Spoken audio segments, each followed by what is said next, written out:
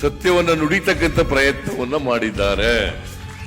ಸತ್ಯಮೇವ ಜಯತೆ, ಸತ್ಯಕ್ಕೆ ಯಾವಾಗಲೂ ಜಯ ದೊರೆಯುತ್ತದೆ.